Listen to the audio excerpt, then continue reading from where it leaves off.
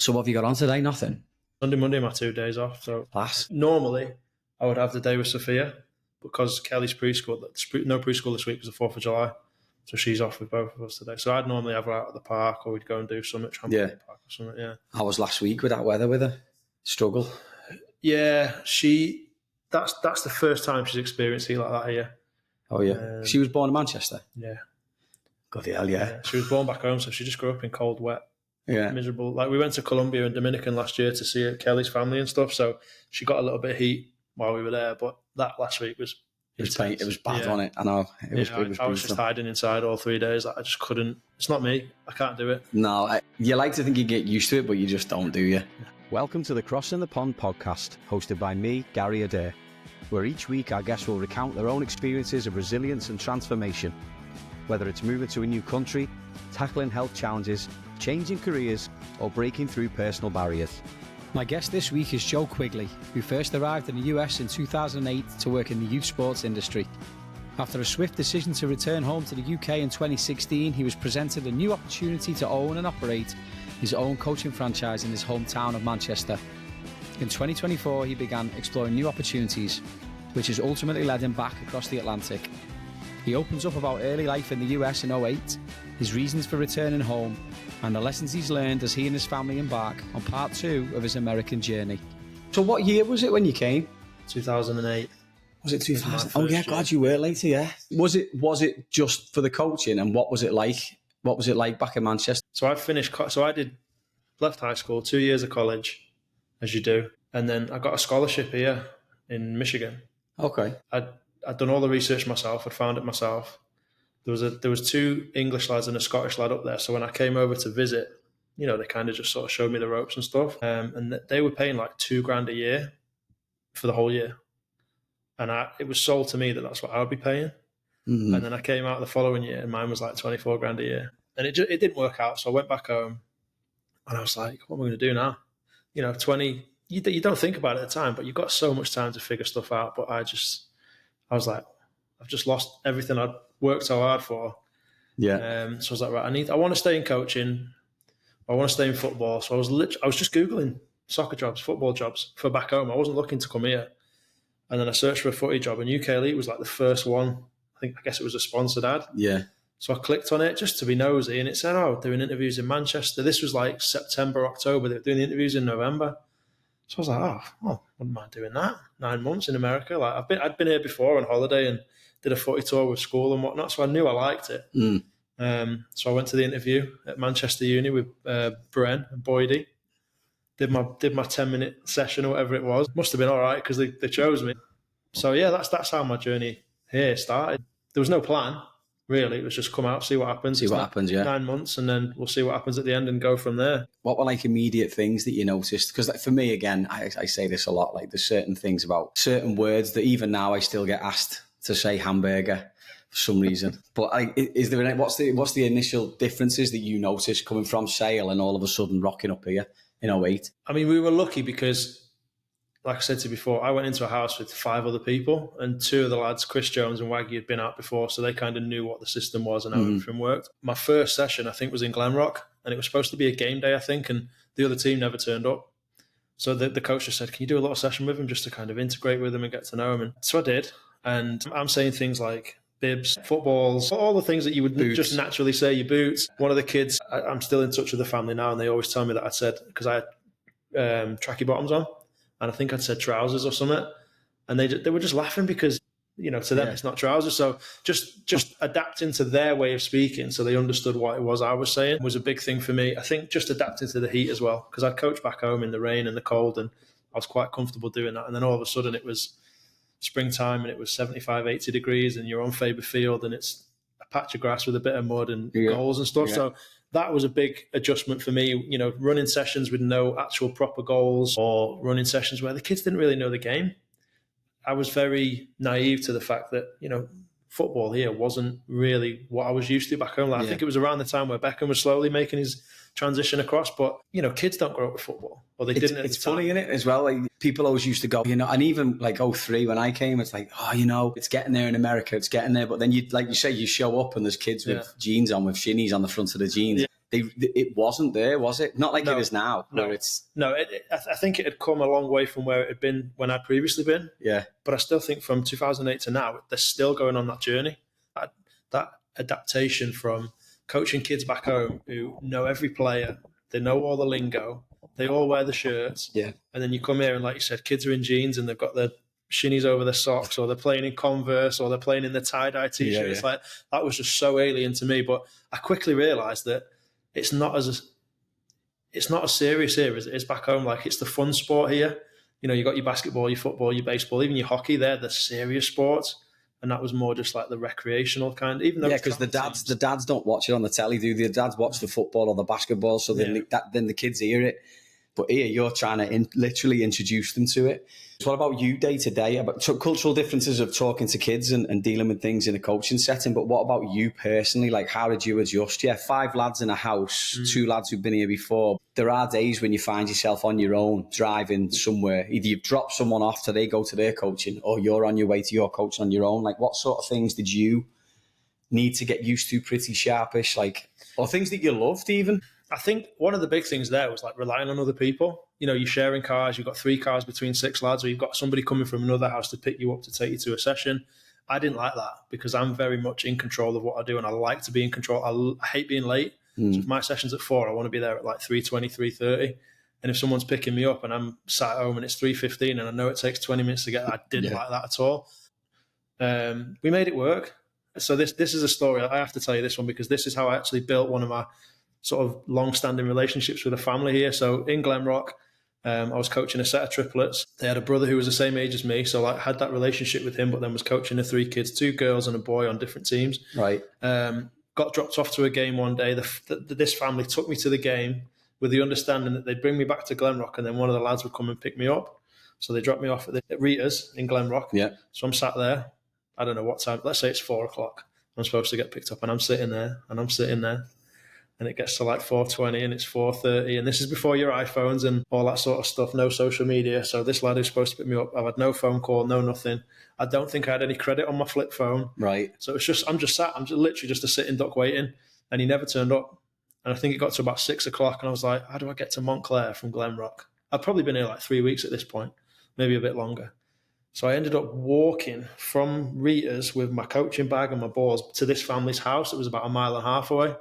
Knocked on the door and they were like, what are you doing here? I was like, no one's picked me up. I've been sat at Rita's for all this time. Classic American family. Oh, come in, have some dinner with us and then we'll take you back to Montclair. Class. And like that was how I made it work. But that's what I was saying about, you know, the cars and stuff. Like, as great as all these lads were, you couldn't rely on everybody all the time. Most of the time you could, but that was a big switch for me. And that was another thing, adapting to living in a house with 5 other people that I'd never met before. Yeah. Got off the plane, introduced to all these 5 lads. It's like, right, there's a house, away you go. And then I'm sharing a room with a lad I've never met before. And then there's two lads from Newcastle that were upstairs, and just figuring everybody out. Yeah. What's their routine? What's my routine? How am I not going to get in their way? How are they not going to get in my way? You know, and luckily that year we pretty much all got along. Like, it wasn't perfect relationships, but everybody got along. Everybody understood the role and the agenda and stuff. I was 21 at the time, so I'm still a kid. Even though I'm 21, I think I know everything. I was new country, new job, living with new people that I'd never met before. So it was a big change. Yeah. What were some of the good experiences, whether it's a personal one, traveling, or obviously meeting your wife? Got to get that one in there, mate. Don't want to get you in trouble. But Safety. yeah, but that is the correct answer, isn't it? But also from a professional standpoint, like, what sort of things are you learning, furthering or growing over those 8.5 years, say, before you went back? Yeah, so much. So when I came out, I was, like I said, 21. I was coming out as just a coach. That's essentially what I was. I was coming out to just coach some sessions. But as time went by, I got put on the tour to Italy. Literally the second year I was here. Right. Because I guess I built that trust and that understanding that I was reliable. And you were good enough as well. I was good enough. Yeah. You know, they trusted me to go abroad with, I think there was 6 coaches and about 100 kids and some parents and stuff. So like, they obviously trusted me to do that. I got put in charge of the Everton Academy. Like, I got that responsibility of, like, you're going to look after the little ones, you're going to run this program. I became the tournament director for FCNJ by default, essentially, because I was like, do you want to do it? I was like, yeah, sure, yeah. And kind of bundled my way through that. But all those experiences that they put me into just taught me responsibility and taught me leadership and taught me how to communicate properly. And because that was my uni experience. I didn't want to go to uni back home. I wanted to work, so that's why I came here. And I think everything that I learned, living with others, taking on that big responsibility, I grew up. This is where I grew up. That period of my life, I was essentially here from the whole of my 20s. And when I look back at the day I arrived to the day I left, completely different person. Yeah. All those people that I made those relationships with, both inside UK Elite and outside, some of them still going. You don't lose those. And it just taught me so much. And then watching other coaches come through, like I'd come through, kind of guiding them and supporting them, it just taught me all those life skills that we talk about, that we teach through coaching. I got taught through being a coach. And then I had some great mentors. Like I had Waggy around. Rob Jones was great with me. Steve Jones was, and I always felt like there was somebody there that could support you. And it made me grow up really, really fast. Yeah. Did you see that then? Talk about mentors then, did you sort of clock like the people, we talked a little bit about it then, about the people that were maybe a year or two ahead of you, and you were like, right, okay, I need to be at this point by this time next year, and then next year I need to be at this point because this is what this person's done? Yeah, so I used to look up, so when I first arrived, people like Ralphsy, people like Prager were then in the office and delivering an orientation. So I was like, okay, what have they done to get there? Having those conversations with Waggy, who'd been here before, who knew those people. And I was essentially following Waggy's lead at that point, because he was very similar to me. Get to classes on time, get to sessions, plan everything out, communicate with the parents, and do everything the right way. Those little things would help you get further along the line. My thing when I started coaching wasn't about get to the highest level of coaching. It was about working with kids. I just love working with children. That probably comes from my parents, who are both teachers. So that was like a natural thing for me. So my thing was not to be the best coach that I can be in terms of professional, tactical, all that sort of stuff. I just wanted to make sure that I was the best role model for those kids, and that parents would be happy to drop their kids off at my sessions and stuff like that. But yeah, just doing things the right way. If there's a meeting, turning up to the meeting early so you're ready to go. I wouldn't say I'm a company man by any stretch, but like I was there for UK Elite. I was there to work for them. So I think everything that I did just helped me climb that ladder a little bit. It wasn't my goal to be a director of coaching at FCNJ when I first started, because that role didn't exist, but kind of got to that position by taking all those other steps. Do you think there's a lot to be said for that? Because I've never asked anyone this question before, and I think about it all the time. And given the climate now as well, I mean, I work in education and see it every single day about this competitive nature to get into college. Do you think there's a lot to be said for lads like yourself who just want to develop the mentality of leadership, mentorship, being able to deal with people without going to school and starting from the bottom and working your way up? Yeah, I think there's value to that. I really do. Like, for me, education was great. I love going to high school. I love making all my friends and, doing all that sort of stuff. But I knew from very early, probably 14, that I didn't want to go to uni. It just wasn't for me. It seemed like the very traditional path that everybody just took. And I was like, that's not me. I want to be different. I want to do something that I see value in or that I will enjoy. I spent my 20s away from home, away from family, away from all my friends that I'd grown up with, in a completely different country. Even though the language is the same, there was a lot to learn culturally. And I just, you have to adapt. And that was my growing up experience, having some great people to kind of follow along with. All those things that I think you would probably learn in uni, I learned just by working. Just by being so I was earning money, I was living in a different country, I was having some great experiences, traveling, meeting people all over the States, meeting people from all over the world that were in the States. And I just thought, this suits me down to the ground. I learned so much that I now try and teach other people, because I'm sure you've got friends that went to uni and did a degree and they don't even do anything that's related to that degree. Yeah, exactly. So for me, it was like, I could go to uni and spend 4 years doing something that I may or may not do in 5 or 6 years, but that wasn't for me. Like you talked about the family there and, just them showing faith and having relationships with those families. You build a little bit of a foundation, and your 20s are a very vulnerable time, and it's a learning time. You do lay down foundations here, and even after 8.5 years, what led you to go back in, what would it have been? 2016. August 17th, 2016 was the day we left. It was a really hard decision, because like you said, I'd spent 8.5 years of my 20s making friends, building relationships, learning about myself as well as the environment that I was in. So I'll go back to August of 2016. So Waggy had left the country at that point. Rob and Ash had moved up to Boston. So it essentially left me and Richie Scott as the kind of two longer standing coaches within FCNJ. And then we brought a crop of new coaches in with us. And from that point, it was just, for the want of a better word, it was a bit messy. Rob was the director of coaching. He'd left. And then through that summer, there was no real announcement of who the director of coaching was going to be. So by the end of August, as the fall season's about to start, I just went and spoke to the head ups, and I was just like, who's the director of coaching? Where's this going? So I got put into that role. Richie got put in. So it was like dominoes fell, and then people just got moved really quickly. I didn't want it. I was like, if I don't do it, who's going to do it? So I stepped in.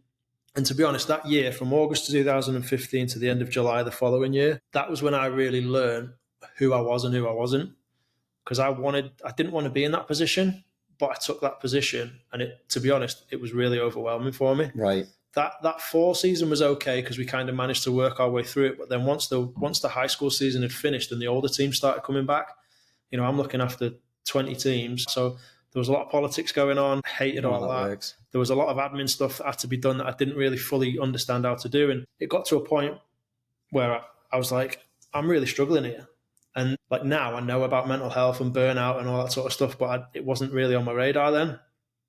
And when we left and we spent 2 weeks in Colombia, meeting Kelly's family and all that sort of stuff, which I'd never done before. I'd met her mum here, but not in Colombia. So it was nice for me to have that experience. But after those 2 weeks, I was kind of ready to come back, but I'd already made the decision. And I was too proud to then go back to UK Elite and say, look, I made a mistake here. I don't want to leave. But because the way Kelly's visa was, she couldn't come back in. So it was either I'd come back on my own and then she'd have to stay in Colombia, or we both leave and go to England. Were you married at that point? We were married. So we actually got married just before we left. Okay. Yeah. And it was, what's the best way to say this? So I knew I'd made a mistake. And then once I got back home, I was like, yeah, I've not made the right choice here. I just needed a break. I needed to switch off for a couple of weeks and then go back in. Because that sort of January 2016 to the end of July was just like 7 days a week. Even when I was off, I felt like I wasn't off.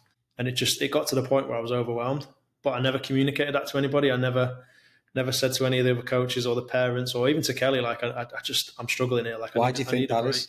And I know a lot of us don't say it. It's always like, it's a thing for fellas not to speak about stuff. But why do you think you never said anything? Was it the pressure of the job? Was it like being perceived as a weakness? Like, would you feel like you would be less of a value if you'd have said something? I don't know. Because of the way it had been left the summer before, where we'd lost 3 really important people in the club, I wanted to make sure that I didn't fail. I guess I wanted to show that I was good enough to do it. But also, we had so many great families in the club. I was like, I don't want to let them people down. We built relationships over 3 or 4 years, and then I was like, they're really important to us. But also with UK Elite, like they've been really good to me, and I was like, I don't want to let these guys down.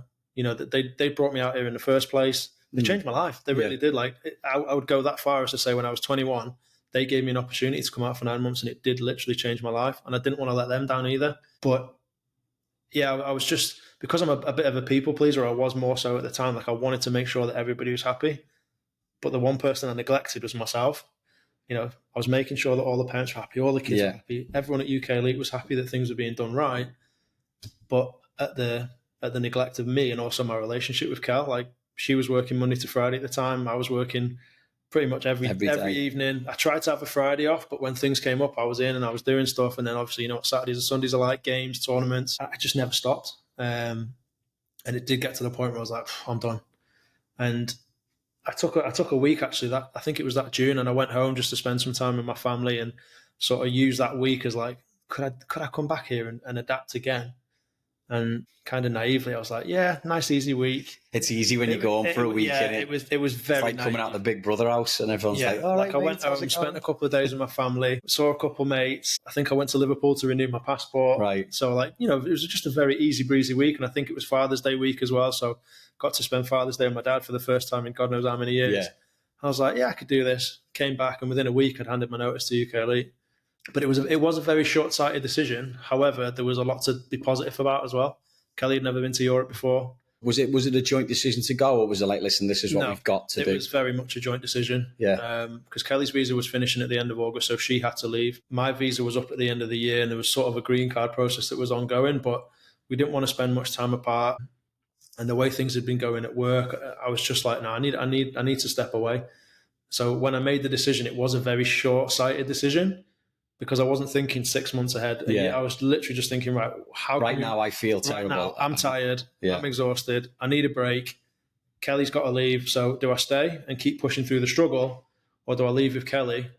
Because it was either I was essentially choosing her or the job, and she was always going to be the choice.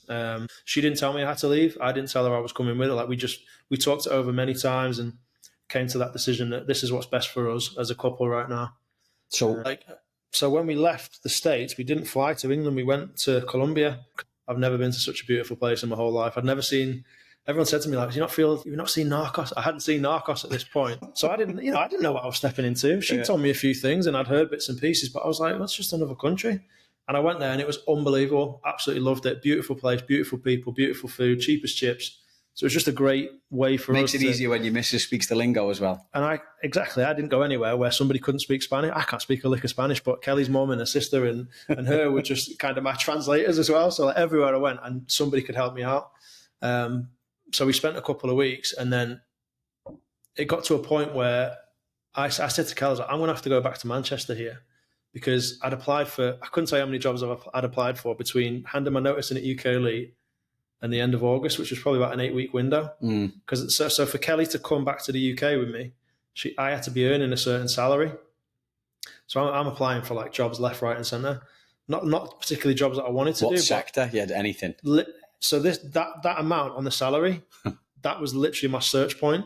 So what jobs are available? And I was applying all over the UK at one stage. So I was like, I just need to get this job so I can then justify bringing her in. When I got home to Manchester, Kelly was still in Colombia. So we did have a little bit of time apart there because, like I said, I had to have a job, had to match a certain salary. Yeah. Without that salary, she wasn't coming in. Getting a job back home was like pulling teeth. It was horrendous. It was like my 9 years of experience at UK Elite, coaching, managing, directing, meant nothing. It was all on my resume. Jobs for the boys. For the boys or just in coaching back home. They'd introduced the FA Youth modules at one point while I was here. And because they weren't on my CV, they were like, can't hire you because you've not got these qualifications. So I ended up applying for anything and everything. But getting back to Manchester, it was okay at the start because it was catching up with people. It's that time of year where I love the end of the year where it's kind of leading into Christmas and all that and my birthday and all that sort of stuff. So it was quite nice. And then sort of January 1st hit and it was like, all right, here we go. Now it's real. Yeah. And by that point, Kelly had come over on a visitor visa. So she had 6 months to meet everybody and do all that sort of stuff. And it was just a strange time because I was there permanent. She was there temporary. I had to find this job. So I'm looking for jobs while we're trying to spend time together. It was just a really bizarre time. Did she do all right with it, like being in England? Because I mean, a long way from home. Yeah, I mean, kind of on her own. Long way from home for her, but because she'd been here, she'd been through that process before. And going back to England, she'd met my dad here, but she never met my mum, my sister, a lot of my friends. So that initial sort of 6 to 8 weeks when she first arrived was nice because she's meeting everybody. Yeah. I'm showing her the sights of Manchester and Chester and, taking her to nice places. But all the while I'm looking for work and then finally found a job in February. So it literally took me almost 6 months to find a job that matched the salary. But once I got the job, we could then start the process of her paperwork. It was an okay job, but it wasn't a job that I was like, I'm going to do this forever. Yeah. It just ticked a box. I was always doing a little bit of coaching in the background, a couple of days a week at United Foundation or with local clubs and stuff, but it was never going to meet the salary requirement. So I was working this full-time job. I'm not going to say where because I don't want to, but it was crap. Yeah. Yeah, like it was working with teenagers in a program called NCS, National Citizen Service. So that was decent. I actually liked that bit. That kind of fits your... It kind of fit. I was still working with young people and it was still kind of... related to sport and personal growth and all that sort of stuff. So there was that aspect to it. But some of the people that I worked with just like weren't my kind of people. And the guy who was managing us was a clown. I'll say that. That's probably a nice way to say it. It's all right. Because, I knew who I'd worked with in the past and what kind of leaders they were. And then this guy just used to drive me up the wall. And I'd go in, I'd do my thing and then I'd leave and that was that. Every job that I took, I was actually working with young people. So I worked NCS for a few years. Then I went and worked in a school on the pastoral side at a high school. Right. And then I took another job with NCS with a different organisation. And that's when COVID hit. But through COVID, I'd started to hear about Football Fun Factory through social media. That was their big thing, just get the name out. It's funny because it came... I was listening to it, I think, because it's Luke Chadwick, innit? Luke Chadwick, former Man United player, and he was on Under the Cosh, one of the podcasts that I listened to, and he started talking about it, and within about 3 months, you popped up on socials, something like it was weird that I was like, oh, Joe's doing it. Yeah, so I actually saw a job of theirs on Indeed, and it said head coach. So I applied for it, and then somebody came back to me and said, the lead as a head coach, or the role of a head coach is actually like a franchisee. And I don't think I didn't fully understand what that meant at the time. So I was like, I'll leave it for now. And then I did a bit of research and followed the journey to see what they were doing. I was like, you know what? I actually like this. This is brilliant. Like it's football coaching, it's children, but it's fun. Yeah, to put it in context, it's to people that wouldn't know. It's like it is just a fun way to engage kids in football, right? There's a lot of call it props, right? There's like a lot of inflatable stuff, and it's inflatable fields, and there's a lot of stuff going on there just to get kids engaged in football, isn't it? And that's what it is. It's like the mission is in the name, right? It's fun because they found a market. Johnny and James, who are the owners, they used to work at Cambridge United in the academy. Again, very serious, a lot of traveling. So they kind of stepped away, and James started it himself. And then I think Johnny joined a few months later, and then Luke Chadwick came on as a director, and they just grew it really quickly. But yeah, so when I started to research and see what they were doing, I was like, this really is a bit of me, this. Like, it's football, a game that I love, a game that I enjoy coaching, but it's fun. Yeah. There's no, let's get them to this team or get them to this level or anything like that. It's just kids come out, they play, they learn, they have fun, they go home. I wasn't interested in being a UEFA A licensed coach and working at Man United or anything like that. Wasn't for me. Mm-hmm. I just wanted to work with children, let them play football how I played football as a kid, make sure it was fun. There was different aspects to it. The weekly training sessions were just come, play, train, go home. But then there was the birthday parties, the camps where it was the inflatable goal, the inflatable dartboard, the inflatable pitch. Like, honestly, for anyone that's never seen these inflatables, they are unbelievable. Kids love them. Like, I'm smiling. I'm like, I want to go with that. We're both smiling talking about it now. Honestly, it is just so good.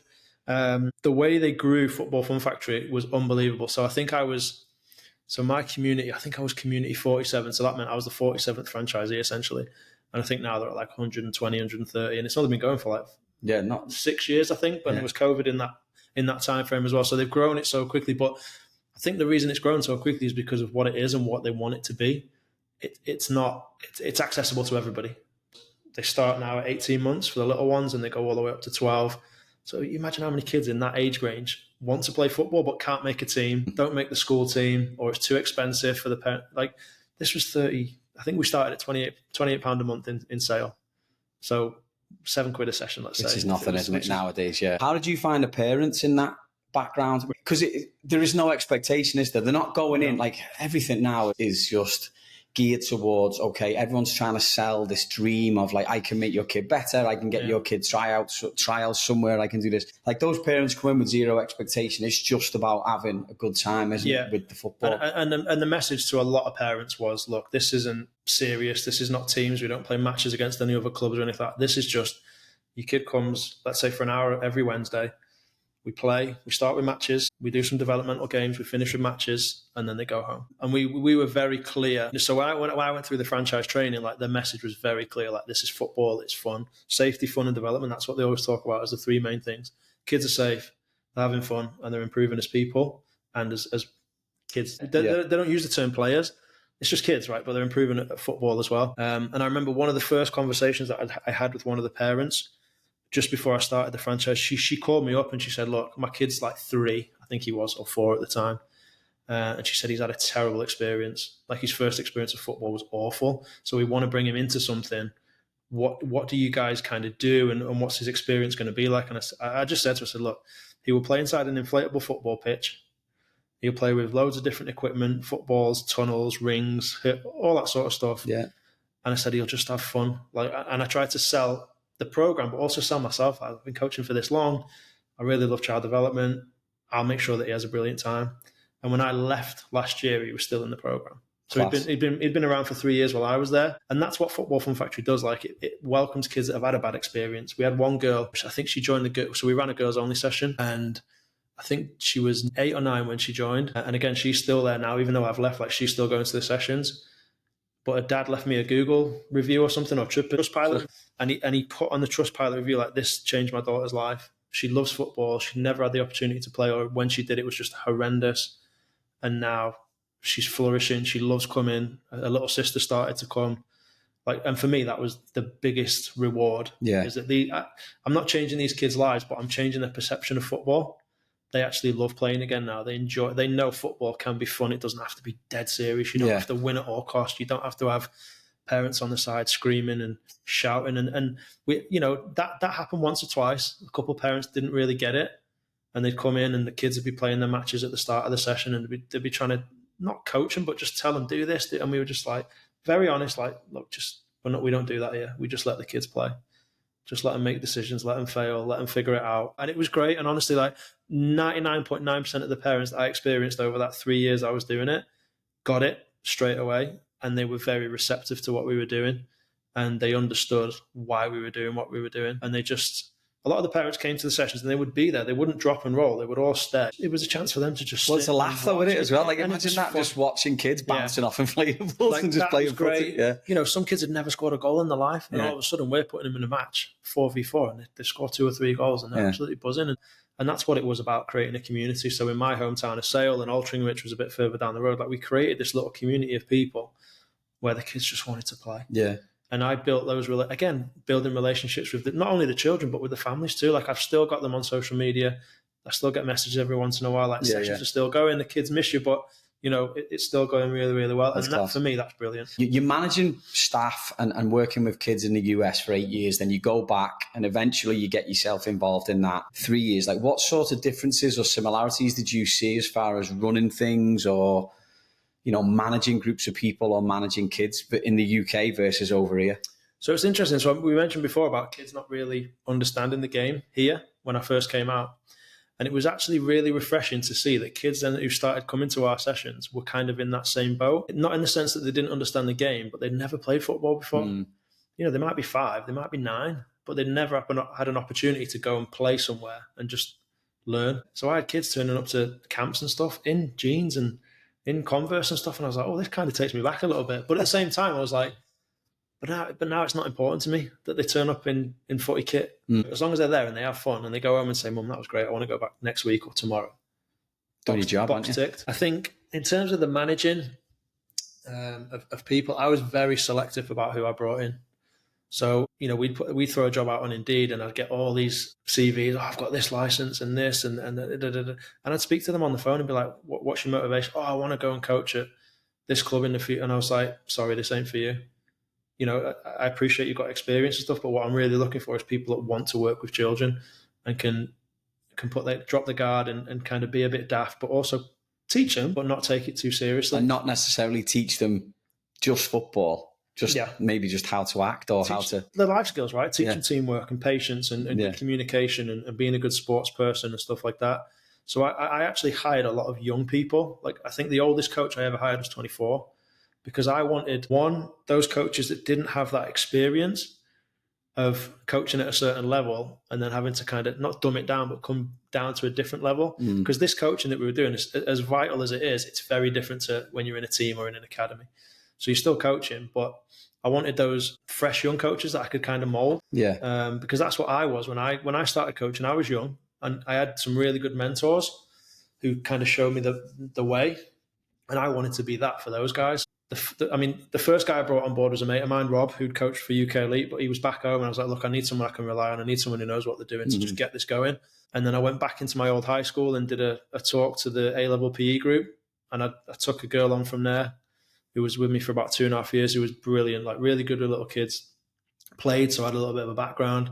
But again, just starting a coaching journey. I took a young lad on who was actually still in high school, and his 2 brothers came to the session. So he came on as a volunteer first for a bit of work experience. And he was that good with kids. After a year, I was like, look, I want you to come and coach for us, and I'm going to pay you now because you are brilliant with these kids. And that was my big thing. It's like, I don't want these kids to go away and tell the parents I learned how to pass with the inside of my foot and how to do an overhead kick. I spent time with this coach today. He was so much fun. He talked to me and he asked me all these questions. And that was my biggest thing, was like, are these kids going to go home and say they want to come back again?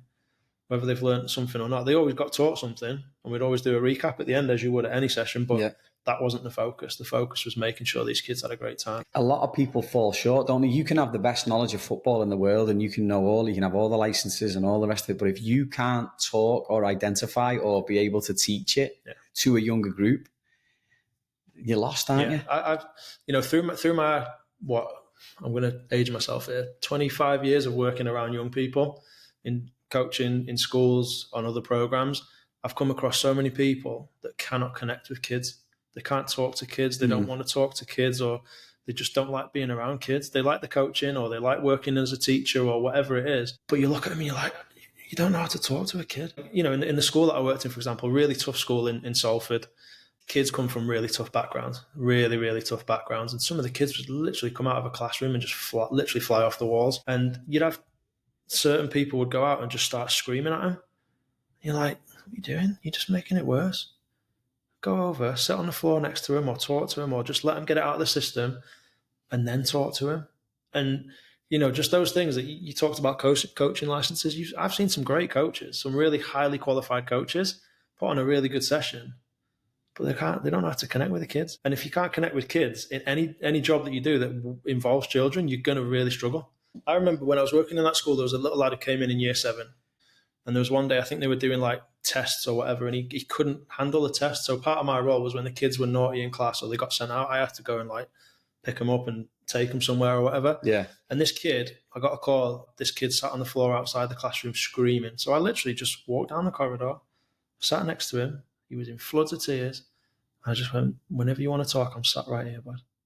And after about 3 minutes, he stopped crying and he literally said, I can't do this test. It's too hard.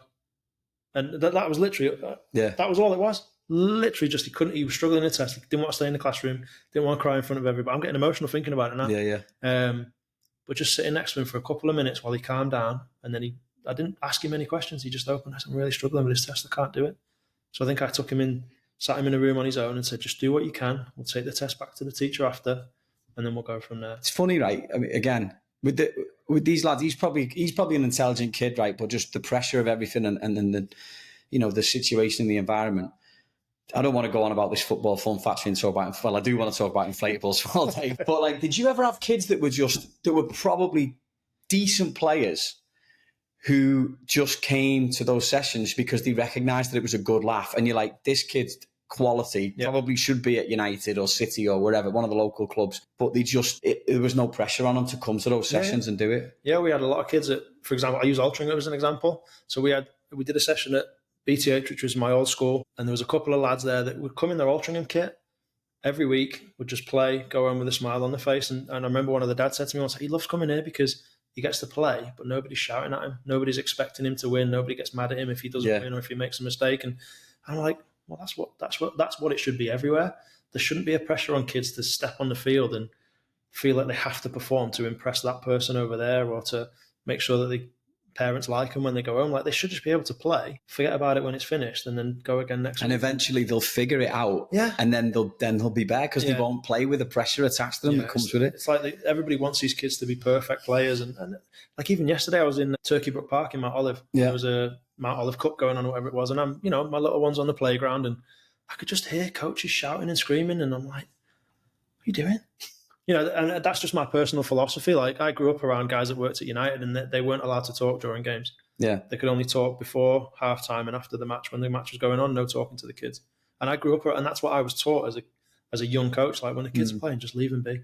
They'll make mistakes. Talk to them after. Let them figure it out. And I kind of carry that philosophy with me everywhere I go now. Yeah. Yeah. The kids, they're going to make mistakes. They're still learning, Look at us, though. Like, I'm the same. Like, if you're going to try and tell me something or teach me something or put me in an environment, I don't want to be bored. I don't want to be put pressure on me. Like, I want it to be relaxed enough where I can flourish and be as good. Like, I know I'm all right at certain things, but if you put me in an environment that's going to put pressure on me, sometimes, I don't know, you just thrive more when you're enjoying yourself. I feel like, so it's no brainer, isn't it? Like, same with the staff. Yeah, and you can see that with kids. If they're in an environment where they've got a coach who's just kind of not letting them do whatever they want, but giving them that time to just figure a few things out, they'll figure it out. Yeah. They might not all get it right away. Some of them will step up and help the other ones. Some of them will ask questions. Some of them won't. And I think coaches feel there's this pressure to you have to do this and this Deliver. every session. And even the coaches get a bit stressed, and then that filters to the kids. And it's like, let's just calm down a bit and let the kids do what they want to do. And every session, you're going to get something different out of every session, aren't you? Yeah. And whether that's just how to act in a certain situation, take that for the day, and that's a win. How long were you back home before you came back? You go home in 2016. 2016 came back, so just over 8 years. Geez, so it's 8 and 8, and then you're back in. So obvious. I mean, this might be an obvious question, but what was the main motivating factor to come back? Like, what was your mindset? Because you could argue that the way that you're talking about what you've been doing, passionate about it, clear, driven focus for 3 years with the company. What was your mindset to force the move back, or to engineer the move back to the US? Well, when we left, Kelly and I always said we'd love to go back at some point. We never said when, we never said how, we never said where, but we just said one day we'll go back. And we said that to everybody. We never made a secret of that. When Sophia was born, just after COVID, we were quite happy with where we were. Right. We didn't have any plan to come back here at that point, but we always knew that we wanted her to grow up here at some point. And the whole move back was actually, I wouldn't say it was an accident, but I went to the convention in LA, and which is mad as well, because I'd never been to the convention before. Yeah. And all of a sudden, you picked the one that was the furthest away from. Went to the furthest one from Manchester possible, but I could put it through the business as a travel expense. Oh, perfect. And so you went under the guise of? So I went so I didn't go representing FFF. I went as myself, representing my franchise. But I wore the gear, and a few people actually recognised it. And said, FFF, so that was nice. But I caught up with Bob when I was there. Just to catch up, really, not to talk about anything specific. We chatted about franchising, because that's a big thing that he does with Soccer Stars. But it was just hey, good to see you, et cetera, et cetera. And then it was, right, I'm off back to the UK. And then about 3 or 4 months later, he shared something on LinkedIn from the regional manager in New York. And I was like, that looks pretty interesting. So I just sent him a message and said, could I apply for that as an overseas candidate who need a visa, et cetera, et cetera. And he said, yeah. So that's kind of where the process started. And Kelly and I had said this many times, we would never come back here for the sake of coming back. If I was going to come back, it would have to be for the right job, for the right reason, to the right place. We wouldn't want to go and live in the middle of Alaska just to say for the sake of it, we wouldn't know anybody. But the fact that we could come back, and jobs in New York, but we could live in Jersey and be kind of close and get back to the friendships and the relationships that we built previously, was a big thing for us. And having Sophia come back and sort of see the life that we'd met each other in, and then be part of that moving forward was really nice. So, was there ever a moment in your head like, okay, this, is this going to work? Are we going to make it work? Is it going to work? Was there ever any doubt in your mind? Was it just like, I'm coming back? No, single focus. Yeah, tunnel vision. This is what it is. I've got it. Let's go make it work. Was it easy to reconnect with everybody when you got back? Really easy. I started reconnecting before I came back. Smart, yeah. Just gave people a heads up. The hardest thing was actually telling people back home. So when the first person I told, or the first people I told, was not my family, I told Johnny and James, because I cared so much about the Football Fun Factory and about that community that I'd built. And I wanted to do it the right way. I didn't want to just, day before I was leaving, say, sorry lads, I'm out. So I think I told them, I'm going to say early in July. So then July, August, September, October, they started a process of me stepping away. And they were, honestly, I can't speak highly enough of how accepting they were of it. And I don't remember specifically doing this, but I think when I first met him, before I even started my franchise, I must have mentioned that, look, we're going to go back to the States at some point in the future. I don't remember saying it, but when I told them, they were like, okay, yeah. And I think they kind of accepted that I would leave at some point, because they'd actually brought up a thing maybe 6 months prior to that about looking to take franchises abroad. And I'd said, I'd love to take mine to the States. Yeah. It didn't quite work out. No, but that process got me going. And then obviously telling my family that we're taking their granddaughter away and their niece and stuff, that went down like a lead balloon, as you can imagine. That was tough, but it's worst case scenario, you jump on a flight, you're back the day after, It's 7 hours away. Yeah. That's how I look at it. It's really not that bad. But to go back to the original question, I still don't know if it's going to work out long term. I don't know what's going to happen, but we're here and we're all in.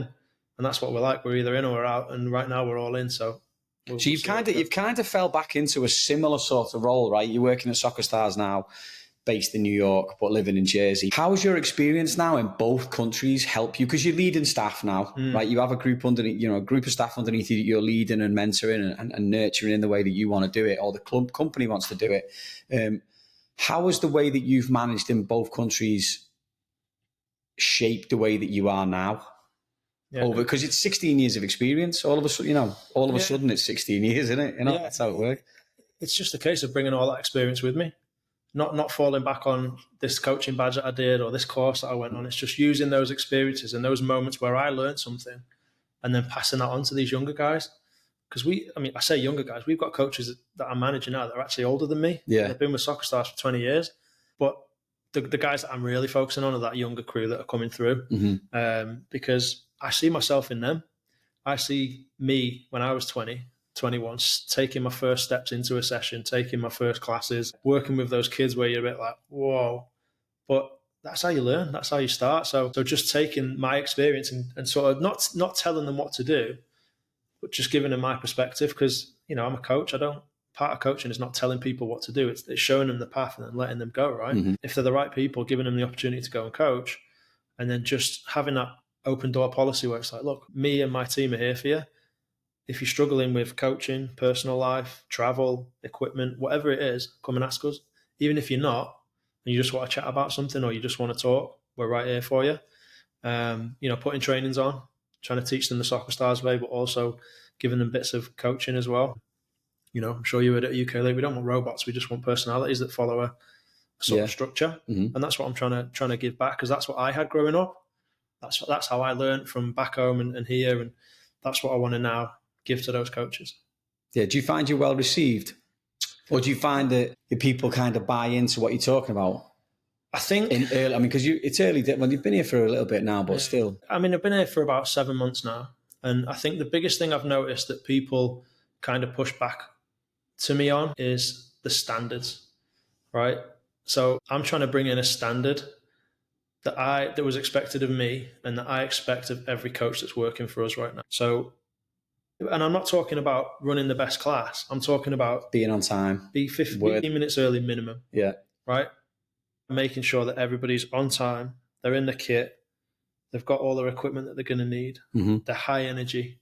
They're connecting with the kids. Like, those are the 5 non-negotiables that I've brought in and said, look, if you're not meeting those 5, I don't care how good a coach you are. That's the minimum standard that I expect. And I get a lot of pushback. Oh, I was only 5 minutes late, but you were late. The trains, okay. Did you communicate and say you were going to be late? No. Well, that's a standard that we expect. I always look at it as a parent as well. Would I put Sophia in that class, and would she have a good time? And if the answer is no, I'm like, then okay, why? Why? Yeah. And we just let some coaches go recently for these sort of reasons. And if you accept that, that just becomes the norm. And I think that's what happened prior to me coming in, was there was just this acceptance of, yeah, it's okay, you're a bit late, we'll move the class 10 minutes so everything starts a bit later. And I'm like, why are we doing that? Why are we're essentially saying there, you can be late, it's fine, because we'll move the classes for you. So yeah, that's the biggest thing I found at the moment. It's just holding people to that standard. I'm alien when it comes to time and stuff. Like, if the class starts at 9, class starts at 9, you need to be there at 8:40, 8:45. Latest, yeah. Modern generation, you don't pay us for that 15 minutes. And I'm like, but I drove to Wilton once, 2 hours from Purnell to coach a 45-minute petite class. Yeah. I didn't cry about it. I didn't ask for more money. It's that back in my day mentality, but it's true though, isn't it? You just were there with the right gear on, with all the equipment. That's your job, and you go do it. And if you want to complain about it, you can, but complaining ain't going to change it. Yeah. What sorts of things have you been able to do? You talk about mentors, and you've thrown a couple of names out there, but what do you do to pay that forward now? Like, what do you do for your staff to make sure, like, maybe little things to make sure they're as prepared as they can be, or maybe traits that people showed you, now you pass on to your staff now? Yeah. So I think my biggest one is, like, I'm going to lead, but I'm not going to take you everywhere. I'm not going to ask you to do something I'm not prepared to do myself. I've taken the subway to 33rd Street and then got the path to Hoboken with a bag of balls, and like, I've done it. I covered a class the other week. Everything that I'm asking the guys to do, I'm like, I've either done it or I'm prepared to do it. But I'm very much a case of, I'll tell you or I'll ask you to do it, and then it's on you to do it, sink or swim. I'm not going to hold your hand. And that's kind of how I lead. It's like, look, this is what we're doing. This is what I expect from you. Now get out there and do it. You have to, at some point, take on that personal responsibility and say, okay, this is what I need to do. I'm just going to go ahead and do it. Because I was never like that. I was never sat at home waiting for Brody or Ralph C or anybody to call me and say, don't forget your session starts at 4:00. You better leave. I just left, and I would make sure that I was there on time. And that's what I'm trying to bring in now is just that standard of, this is your job. Like, you're not going to get paid for every single second that you're traveling, but your job is you're there to make sure the kids have fun. You're there to teach them a little bit. Do you see that on both sides of the Atlantic? Like, you know, when you're in sale with the company or you're here with the Soccer Stars, do you see that sort of mentality with younger coaches now? It's not area specific, it's person specific, right? It's generational specific a little bit as well. I think there's that element of like, I want to get paid for every single second that I feel like I'm not just chilling out in my own time. What I'm starting to find now is we're actually starting to wash out the ones that aren't prepared to do it. Right. Because we're asking them to meet that standard and they're just a bit resistant, or they're just not quite meeting it. They're either walking away or they keep giving us reasons to move them on. Whereas the younger ones and the newer ones that have been brought in since I've been here, they know what the standard is. They know what's exactly. So they just kind of go with it.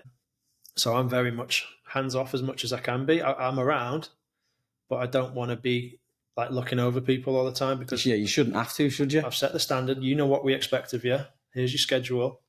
Get out there and do it. And that's something I learned from Bob recently was, he said, when you go and observe a coach, first time, let them know you come in, touch base with them, say, I'm going to be there. And the next time, 6 weeks later, just don't tell them, just rock up.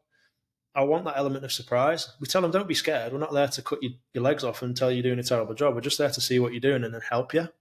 Catch them in, not out, right? And that's what I'm trying to do, is catch them in as much as possible, but also bring that element of, you don't know I'm coming and I'm interested to see, are you in your kit today? Yeah. I might arrive 20 minutes early to see what time you arrive, just to see. It's just an integrity thing, that, isn't it? Yeah. For me, that's just a personal and professional standard. Like, my dad was militant on time. If it starts at 6, we're leaving at 5. We'll get there at 5:20. But if there's traffic, we'll still have a bit of wiggle. And that's and you can't. You know as much as anyone now. I mean, you can't use traffic or trains or anything as an excuse here. No. If you know it's going to be like that, or there's a chance. Yeah. You've got to go earlier. And I'd rather be half an hour early than 2 seconds late. Oh yeah, it's painful. That's just how I am.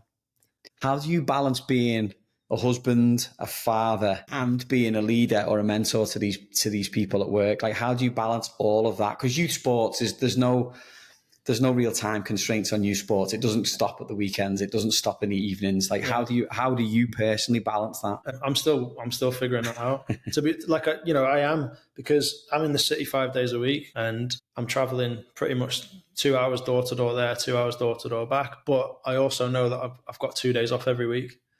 Previously I'm director of coaching. I don't know when my days off are. I don't know if I'm going to this tournament, that tournament. If somebody can't coach, I might have to cover them. Whereas now I know I'm working 5 days a week. I can plan for 2 days every week off. So like on a Monday, normally I've got Sophia while Kelly's out and about. I've killed you on that one today, haven't I? What? rocking up on your day off. No, it's all right. The microphones. But yeah, that it was a big adjustment, because back home, because I'm coaching in my community where I live, my longest drive was probably 10 to 12 minutes. So I know if I'm leaving if my session's at 5, I can leave at 4 o'clock and have time to set up and whatnot. And then I'm home by 7:15. Mm. Whereas now, some days I might leave at 6:37 and not get home till 7, at which point little one's already in bed. Yeah. So there are some days where I don't see her unless it's on a phone. That's a big adjustment for me and for her and for Kelly, because back home we never had that. I was never gone. I was always there. Whereas now there are days where I might have to stay for a late training and et cetera, et cetera. So that's been a big adjustment. But I think the biggest thing for me is just being myself. Like, I don't go to work and be a completely different person than the person I am here with my daughter and my wife. Like, I'm just the same person. I like having that busyness. Like, I'm terrible when I've got nothing to do. I'm not good at DIY. I'm not good at garden. Like, I hate all that sort of stuff. So if I've got nothing to do, I'm just stewing. Whereas I know 5 days a week I've got lots to do. Yeah. And I always make a point of going to the office. I've always kept work and home as two completely different things. I don't like working from home. That messed me up during COVID big time. But now that I've got a little one, as much as I don't like being away from her, I feel like because I've only been around the company for 7 months and I'm the coach and director, who am I to tell somebody what to do sitting at home on a computer or just calling them on the phone? I want to show face. I want to be around the classes and the coaches and show them that I'm committed to this. Visible. Yeah. And when coaches say things like, oh, I've traveled an hour. I'm like, travel 2 hours home and there and back every day. So I understand what you're going through. Yeah. It's a long trip, but you must see some stuff on the journeys in. Like, do you know what? The train is actually great. 10-minute walk to Forest Plains. Yeah. Every morning I put a podcast on. Usually then on the way back, I'll write up coach evals, things like that. It doesn't feel long, but getting on the subway. Some creatures on the subway. 8 o'clock in the morning is interesting. Even more interesting when you do it later at night. It's like Zombieland sometimes. Honestly, like I never used to go into the city much. As time went by, I stopped going in, and then going back in November last year, it was like a different. Penn Station is like something out of a movie. It's like 28 days later. It's honestly, it's ridiculous, unbelievable. And that really threw me when I first went back. I was like, I was not expecting this. Even Hoboken, I was over last August to kind of spend a week getting to know everything and meet people and stuff. And I went into Hoboken with a friend of mine to watch the United-Liverpool game, which we don't have to talk about. Even just being around Hoboken on a Sunday morning, and there was just so many homeless people. I was like, that was a big shock to me because it wasn't like that when I was there before. That was a big adjustment. But yeah, the subway is an interesting place to just wait till it rains. It's the days when it rains, and the one staircase that you're supposed to be coming out of looks like Niagara Falls, and you're just like, I'll go the other way then, or get back on the train. I haven't gone through that yet. Oh, I know, that's painful. Do you think making the move home and then coming back has been essential to your own growth? Like in a weird way, like has it made you realise what you really wanted and what you really wanted out of, personal and professional life? 100%. Yeah. Going back home was, like I said before, was a short-sighted decision. But what I learned about myself in that 8 years made me realise who I am, what I want and why I want it. Because I used to just live life on the seat of my pants. I didn't think about tomorrow. I was just constantly whatever, we'll just go with the flow. But now I wouldn't say I'm rigid about setting goals, but I'm very tunnel vision about what I want now. And I don't wiggle anymore. I used to be a bit more, like you said, people pleaser. Yeah, I just used to kind of, what do they want? What do they need? Now I'm just like, I don't neglect those things, but I always try and put myself first because that's what I didn't do the last time. And that's what got me into a tough spot.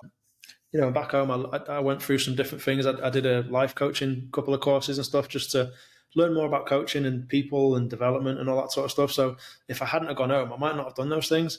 I never used to think of coaching as a business because I don't like coaching's coaching, right? So football's football. Yeah.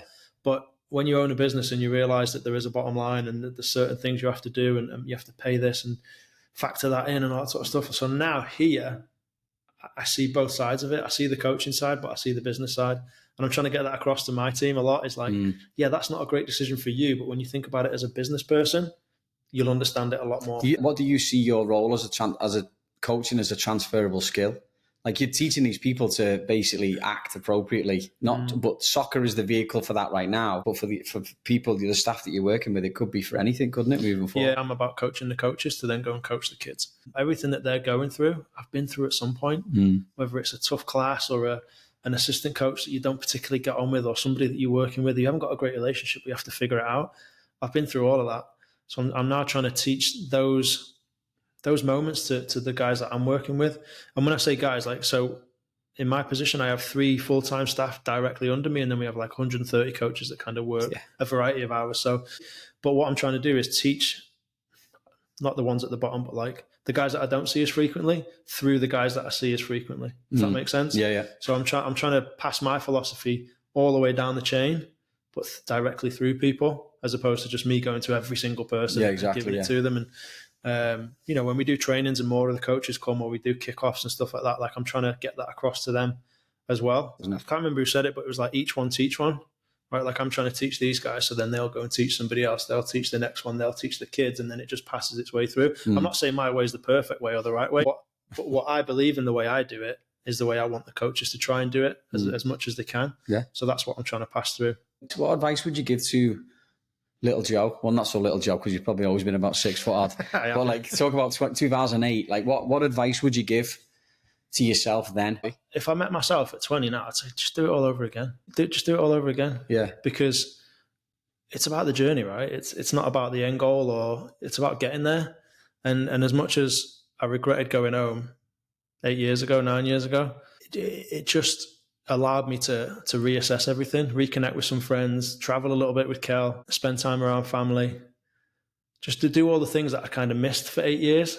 You think, that decision wasn't great, and that was probably a bit like I wouldn't change it, because I'm all about the journey. And as imperfect as it has been, it's been perfect as well. What's that Oasis line? True perfection has to be imperfect, right? And it's imperfect, but I wouldn't have traveled to Spain for my mum's 60th from here a couple of years ago with Cal, but we did it because we were there. I wouldn't have been to my cousin's wedding probably 2 years ago because we had a little girl and we would have been here, so all those things that happened back home, even though they weren't how I didn't plan it out at all, but how I wouldn't have exactly wanted it to go, everything was the way it was supposed to be. Yeah. You know, and that's the way I look at it. So I would say to any young person, just follow a path. Like, there's no right way to do it, and that's where I get a bit irked sometimes, where all these influencers and speakers are like, oh, this is what I did and this is how you have to do it. It's like, well, that's your journey. Everybody's journey is different in it. So yours is different to mine, different to Craig's, is different to Ralph's, to Bob's, but everyone has enjoyed their journey wherever it's taken them, and there's a long way to go. I know you don't want to put too much on it and too much going forward, but you've been here 7 months now. Do you feel like you're on the right track and you're moving in the right direction? I think so. Like, what's next? What's next for you? Or are you just going to take it as it comes? I mean, right now we're just kind of taking it as it comes. We said, let's give it a year to just get settled in, figure everything out, get an apartment. Not, you know, like where we are now, this isn't a long-term solution for us, but we have to start somewhere. Mm-hmm.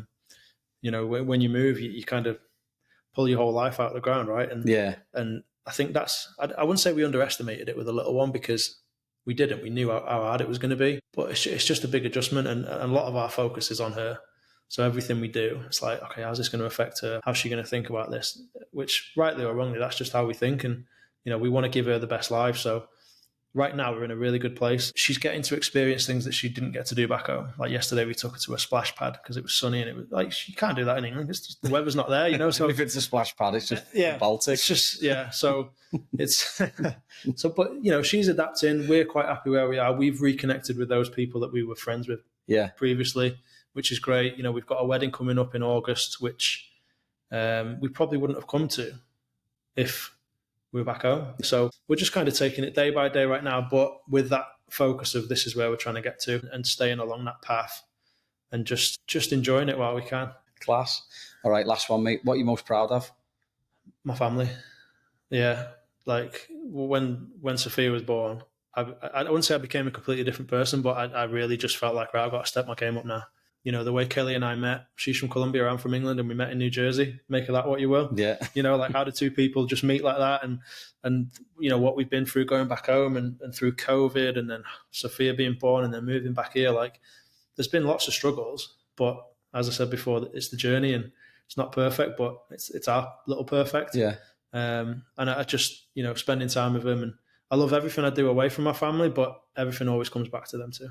And me, of course. I always forget about myself when I talk about. Yeah. All right, class, mate. Joe, thanks very much for your time. My pleasure. It's been brilliant, mate. I appreciate it. I cannot believe we've never physically met each other before.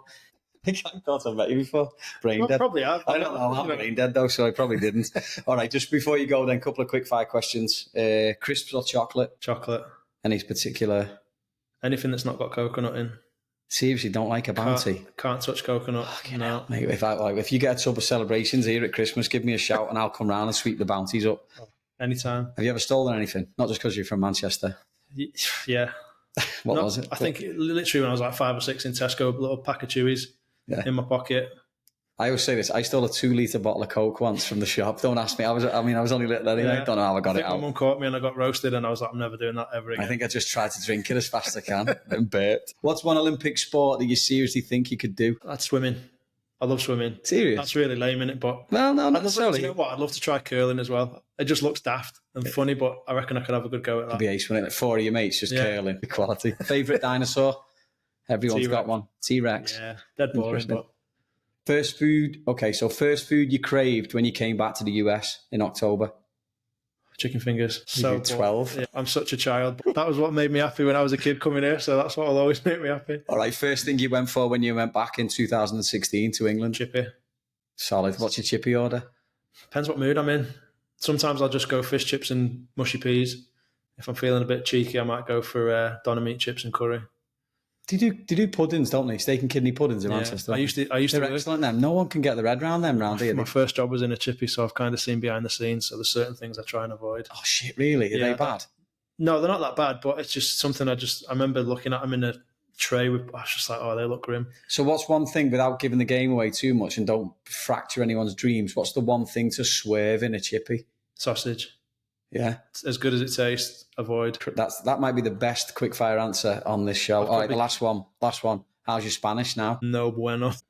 That's as good as it gets. Your missus must go to town on you, and you just don't know what to say. You better get on that quick, because the little one will be learning it faster than you, and then you'll both still gang up on you, and then that'll be a problem. I know. When she's 13 and Kelly's fully speaking Spanish with her, I'm in big trouble. Oh, you're in proper trouble, mate. Listen, mate, thanks very much. I really do appreciate it. It's been good. I appreciate the time. Cheers, mate. Yep. Nice one, Joe. That was decent. Oh, I'm sweating. Thanks for listening to today's episode. If you or someone you know has a story to share, we'd love to hear from you. Reach out to us via our socials or visit www.crossingthepondpodcast.com to get in touch. Please be sure to subscribe, like, or leave a comment if you can. Thanks so much for listening, and we'll see you next time. Across Pond Podcasting.